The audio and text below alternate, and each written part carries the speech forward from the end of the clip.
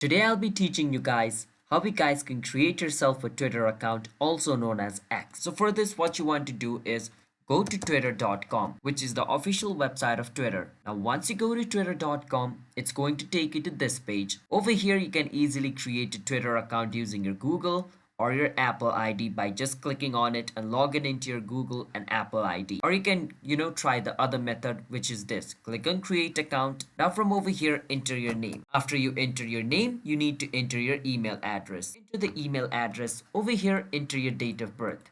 After you enter your date of birth over here, you want to click on next. And on the next step, it's going to ask you to agree to this. You want to click on next. After all of this is checked, click on sign up. Once you click on sign up, an account under this username, this date of birth, and this email will be created. And remember, you need to have access to this email and you need to remember your username. Otherwise, you might not be able to log in into your account.